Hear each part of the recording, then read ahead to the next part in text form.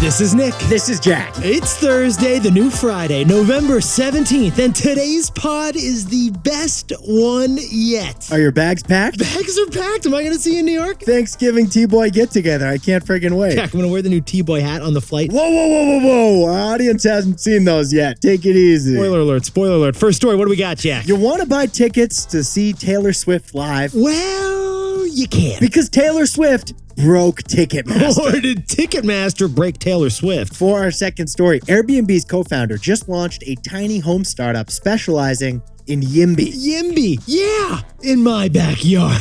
That's where I want a tiny home. For our third and final story, Tom Ford, the style icon behind Gucci, just sold his fashion brand for $2.8 billion. But it's all about how Tom Ford smells. But Yetis, before we hit that fantastic mix. Just a wonderful mix. I love this mix, Jack. On this pod, a couple days ago, we asked you one simple question. We asked you one peculiar but perfect question. Which pocket do you put your phone in? Yeah, front left, front right, back pocket, no pocket, any pocket. Which one? Now, some of you are front right forever. Some of you are back left or bust. The Yetis, you responded in big numbers. The besties, you got opinions. Many of you actually selected option E, none of the above. Because pocketability is apparently on a spectrum. For instance, Mike D, he puts his phone in his breast pocket. Because the breast pocket is the best pocket. Scott, on the other hand, does neither left nor right, nor front nor back. Yeah, Scott uses the middle pocket of his hoodie. Eric changes pockets every single day. Mondays, Eric does right. Tuesdays, Eric does left. Susan, you know what?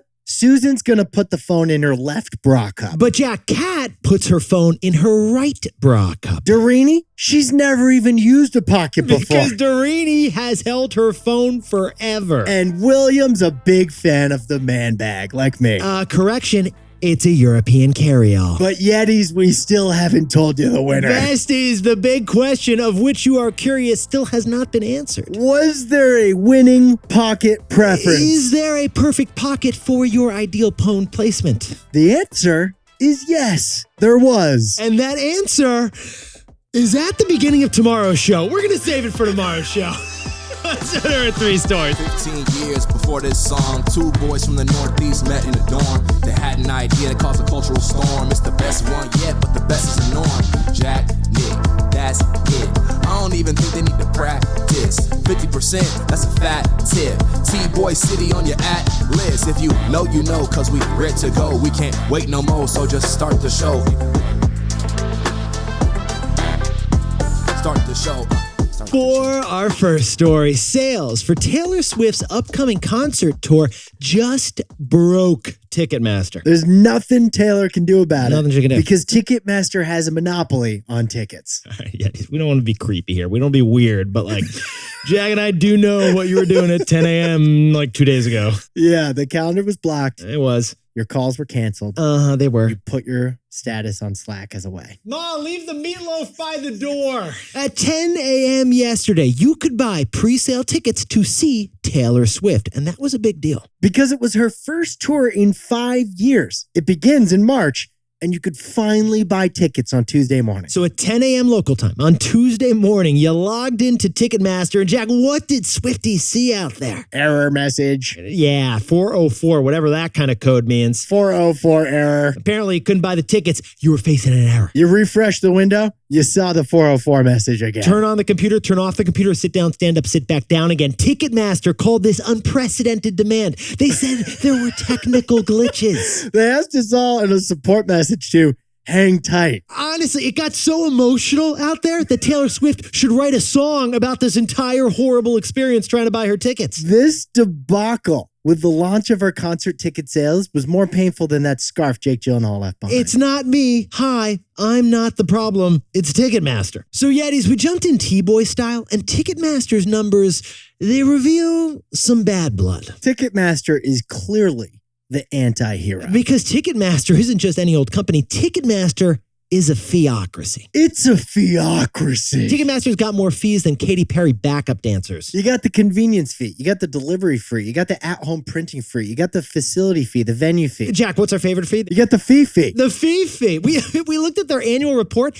Turns out Ticketmaster mentioned the word fee 66 times. Why am I paying for a mailing fee when I'm just doing a PDF on my phone. Preaching to the choir over here, Jack. Well, Ticketmaster, they end up taking around 30% of the ticket price as a fee. That's a lot. And Taylor gets none of those fees. But wait, there's more. Then ticket resellers sell way above the face value of the initial ticket sale, Which Taylor also gets none of. that's the secondary market. For example, let's head over to Gillette Stadium, just outside Boston. Jack, it's like your backyard. You're in the area. You're from the area. Didn't you rip twine once in Gillette Stadium? We did. We played a lacrosse game in Gillette Stadium. It was a highlight. I was on the bench, but it was great to watch. I was there. I saw you on the bench. You looked fantastic. I appreciate it. I think I waved you twice. Your calves were clearly flexed the whole time. That's half the reason I played lacrosse.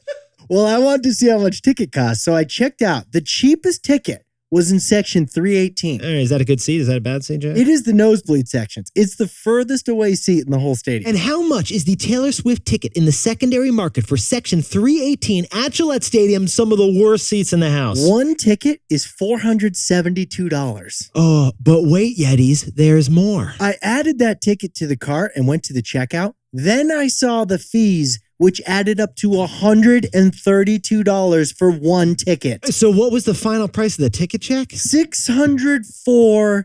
And that's not even the most expensive ticket at Gillette Stadium. It's the worst seat in the stadium. The best seat in the stadium, $22,000. And like we said, Taylor is getting none of that secondary market ticket price. Taylor is the heart and soul of this concert, but so much of the money is going to Ticketmaster. So, Jack, what's the takeaway for our buddies over at Ticketmaster? Live Nation has a monopoly on live entertainment. Okay, Yetis, let's go back to 2010. That's when Live Nation, a publicly traded company, was allowed to acquire Ticketmaster. So like the number 1 and number 2 in tickets merged. Live Nation dominates live events, and Ticketmaster dominates tickets for those live events. Get this. Today, Live Nation, the company, controls 70% or more of primary ticket sales to live events. Live Nation's dominance in live events is rivaled only by Google's dominance in online search. Great point, Jack, because Live Nation owns and operates 320 performance venues. That's a lot of venues. Taylor Swift couldn't not partner with live events for this tour. And that lack of competition has attracted scrutiny. Like 5 members of Congress just called on President Biden to investigate the whole Ticketmaster situation. And potentially break it all up. But that hasn't threatened Live Nation's powerful profit puppy power. The stock is up from $10 in 2010 when they merged with Ticketmaster to $75 today. So besties, Swifties, Yetis, we know you are angry about fees. So are we. We hate a feocracy. Ticketmaster doesn't care. Because Live Nation has a monopoly on live entertainment.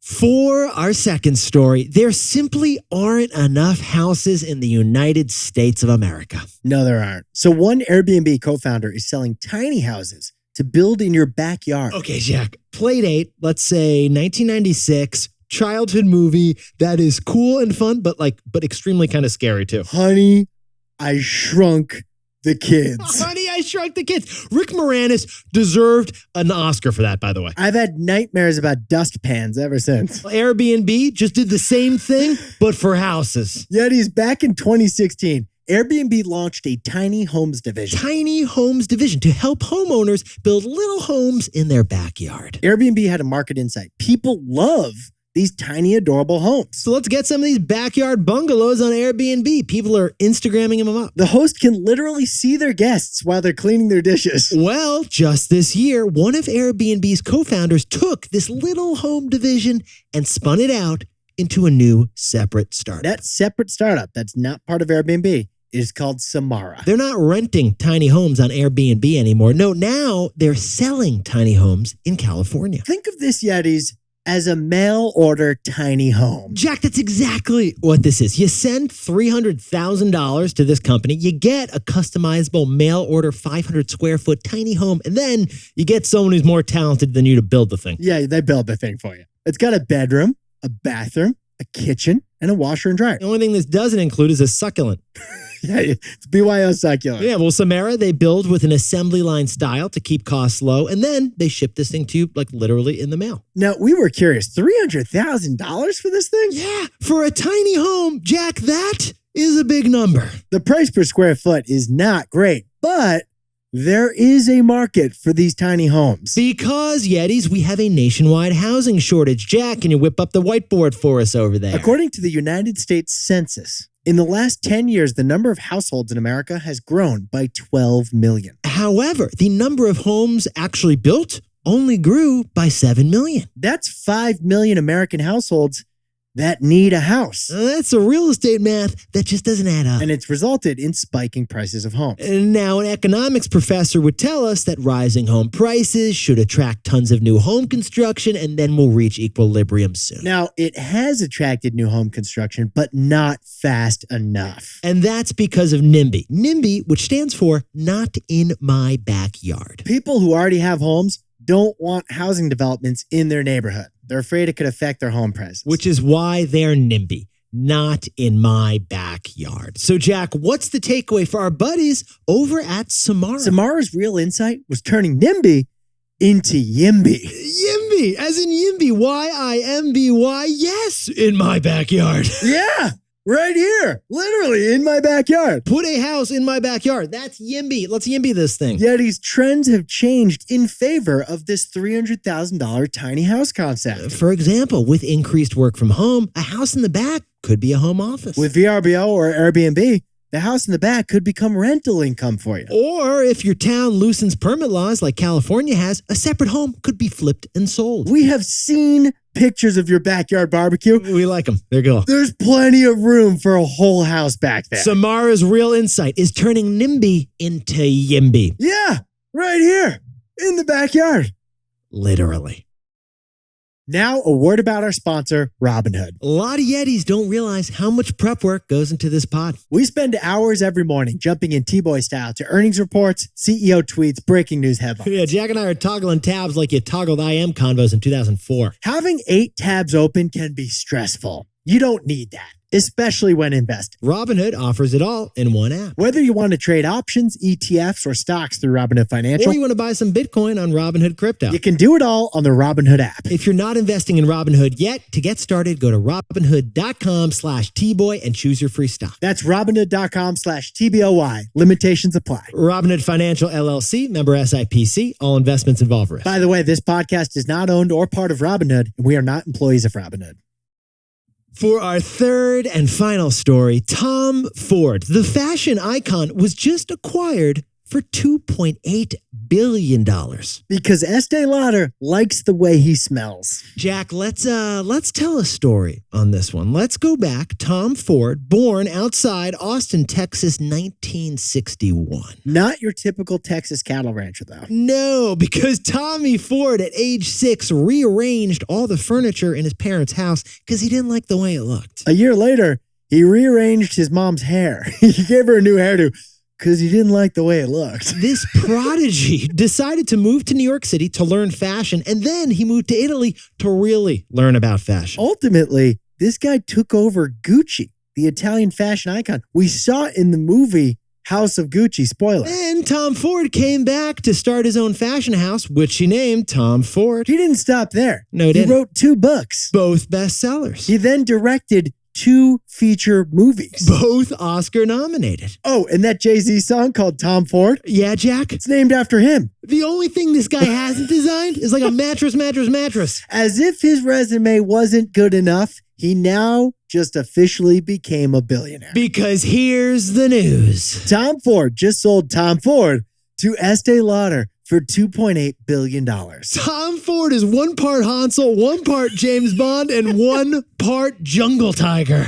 I just made that third one up. Okay, Yetis, $2.8 billion. Jack and I were fascinated about this deal because it's actually the biggest fashion deal of 2022. It's not about Tom Ford's fashion, though. It's about Tom Ford's perfume. It's not about what you see. We notice it's about what you smell. What excites New York City-based Estee Lauder about Tom Ford?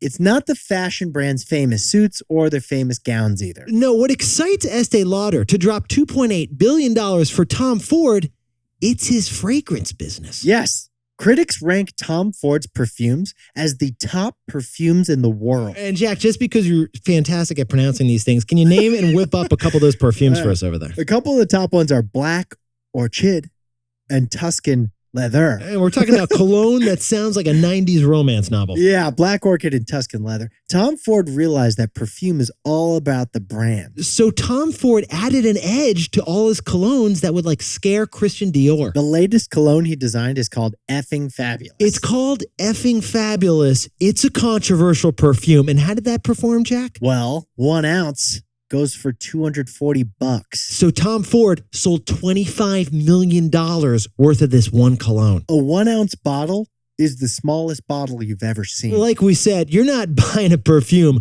you're buying a brand. So Jack, what's the takeaway for our buddy, Tom Ford? For perfume, the rules of economics are backwards. Yeah, these people love themselves a bargain. Like our buddy Timmy, he's going to brag to us when he finds a good bargain. Oh, Timmy, you joined Costco. Good for you. Well, for certain luxury goods, it's the opposite. You brag because it was so expensive. You brag because it was expensive. Which brings us to American economist Torsten Veblen, who noticed this strange, conspicuous consumption situation. For certain luxury items, the higher the price, the higher the demand. Now, Jack, that does not make sense, like does not compute kind of a thing. You want the price to be higher. Makes no sense. Yeah, perfume is one of these items. You buy it because it is so expensive. And then you show it off as a status symbol. That phenomenon, like with perfume, is called the Veblen effect. So this Tom Ford fashion acquisition, it's all about fragrance. And it defies the laws of economics. It smells like Veblen effect. Jack, can you and that black orchid aroma whip up the takeaways for us for the new Friday? TicketMaster wasn't ready for all the Swifties, but honestly, it just doesn't care. Because Live Nation, they got a monopoly on live events. For our second story, an Airbnb co-founder started a backyard tiny house startup. It's all about the YIMBY. Yeah, in my backyard. Right here. Yeah, in my backyard. Like right over there. Let's do it over there. And our third and final story is Tom Ford, the brand, just sold to Estee Lauder for $2.8 billion. And now Tommy Ford, the man, is a billionaire. Because with perfume, economics are backwards. It smells like the Veblen effect. Now time for the best fact yet. This one sent in by legendary tweeting Yeti, Jason Raymond Werner from lovely Portland, Oregon. Push and play. Let's do it. Yetis, besties. We all know and love the @ sign so prevalent across email addresses and social networks. But did you know America might just have the lamest name for it? What does @ sign even mean? Well, the Italian word for it means snail. Hebrew meaning, strudel. Dutch meaning, monkey's tail. I'm partial to Bosnia's crazy A myself. Although, the Bulgarian meaning of badly written letter hits it right on the nose. Okay, look at the @ symbol right now. I'm looking at it right now. I'm looking at There's this thing so right now, much Jack. potential for good A lot of nicknames. It literally, it looks like it's not even meant to be a symbol. It looks like it's meant to be a piece of art. Jason is absolutely right. By the way, in German, they call this thing an Affenschwanz, which does mean monkey tail. Feels like maybe the Yetis should rename the @ symbol. That's an idea. Yetis, you look fantastic today. And remember, to help grow this pod, all you got to do is turn to that buddy next to you and say, hey, HYHTBOY. Have you had the best one yet? If you know, you know. And before we go, happy birthday to Alice Martell, a Philly fanatic on the Upper East Side of Manhattan who happens to be my mom. Alice, she's a powerful force of love and appreciation for this show. And she gave me life. She's got great style. She does have great style. Thank you, Jack. And a happy birthday to Caden, turning 10 down in Houston. And congratulations and happy birthday to Lisa Caps, who's hiking in Peru for her birthday. And Delpha Carpenter, happy birthday down in D.C. Good luck on those law school applications. And happy 25th birthday to Morgan Gutenberger down in Dallas, Texas. And Holly Broiga, happy 40th in Grimes, Iowa. Happy birthday to Brett Addington in Louisville, Kentucky. And Robert Nodine, happy birthday eating cake for breakfast in Jacksonville, Florida. And William Nutt, a legendary Yeti, found a slammin' salmon sushi roll down in Gainesville, Florida. Even better would be slammin' salmon sashimi. If you know, you know. This is Jack. Nick and I both own stock of Airbnb and Robinhood. Now, a word about our sponsor, Robinhood. A lot of you listen to our show while you're driving. 2 hands on the wheel. Keep it 10 and 2. You might be cruising, Chris. No rush. Stay in the right lane. Or you might be Darlene from Duncan, dotting from lane to lane. Yeah, there are different drivers on the road. they're different investors too. Maybe you're cruising down the long-term lane with stock investing, or maybe you're a more advanced full-speed trader. Well, the Robinhood app helps put you in the driver's seat wherever you're at in your investing journey. If you're not investing on Robinhood yet, to get started, go to Robinhood.com/TBoy and choose your free stock. That's Robinhood.com/TBOY. Limitations apply. Robinhood Financial LLC, member SIPC, all investments involve risk. By the way, this podcast is not owned by or part of Robinhood, and we are not employees of Robinhood.